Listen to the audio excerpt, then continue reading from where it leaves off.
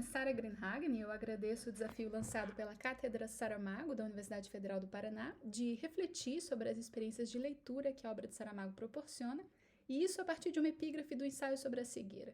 Se podes olhar, vê, se podes ver, repara. Eu vou me servir desse ponto de partida. Eu acredito que as epígrafes ajudam a explicar em poucas palavras o que significa ler Saramago e também por que ler Saramago. É fácil de perceber o quanto Saramago era alguém que gostava de começar os seus romances com citações, inventadas ou não. Entre os 18 romances que ele escreveu, 2 deles póstumos, 16 têm epígrafes. Só o primeiro, Terra do Pecado, e o último, Alabardas, que ficou inacabado, só esses 2 não têm epígrafes. Eu acredito, portanto, que esse é um dos elementos que caracteriza e explica o estilo tão próprio de Saramago. Esse estilo foi algo que realmente me marcou. Na verdade, o primeiro romance Saramago que eu li foi O Ano da Morte de Ricardo Reis, na UFPR, numa disciplina ministrada pela professora Patrícia Cardoso, a quem eu sou muito grata. Foi uma experiência de que eu não me esqueço. Depois eu quis estudar esse romance, depois eu quis entender esse estilo no mestrado e no doutorado. E esse romance específico se destaca, entre outras razões, pelo fato de ser o único que tem 3 epígrafes. Em geral, os livros de Saramago trazem 1 ou 2 epígrafes, e isso vale não só para os romances. Por exemplo, das 5 peças de teatro que Saramago escreveu, 4 têm epígrafes. Há outros exemplos bem interessantes, como seu primeiro livro de poemas, que traz uma epígrafe do poeta espanhol Antônio Machado.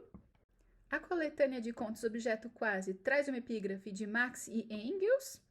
E até o primeiro diário dos cadernos de Lanzarote traz uma epígrafe do ensaísta espanhol Ortega y Gasset.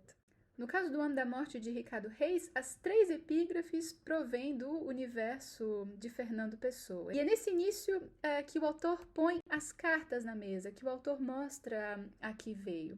E, de fato, em Saramago, as epígrafes são uma proposta de trabalho. Eu entendo também que as epígrafes são muito importantes porque elas abrem as portas da biblioteca e da oficina do escritor. Nós encontramos já de início alguns dos autores, alguns dos títulos e ideias que marcaram Saramago e a construção de cada um dos seus livros. Há muitos exemplos, eu trago só alguns muito rapidamente. Raul Brandão, em Claraboy, e Almeida Garrett, em Levantado do Chão. No Memorial do Convento, nós temos o Padre Manuel Velho e a Marguerite Yourcenar. No Homem Duplicado, nós já temos o Livro dos Contrários e também o Lawrence Stern. E, por fim, no Evangelho segundo Jesus Cristo e depois em Caim, nós temos, claro, versículos bíblicos.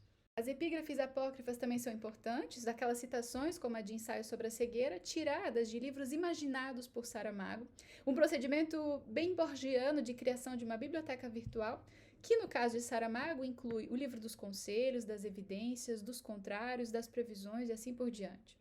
Há muito mais a dizer sobre Saramago e suas epígrafes, acredito que é pertinente reparar nelas. As epígrafes podem ser vistas como uma pequena amostra desse conjunto que tem fascinado tantos leitores. Para mim, em resumo, ler Saramago é também encontrar e reencontrar outros autores e entrar nesse universo rico em livros, ideias e histórias marcadas pela imaginação. Obrigada!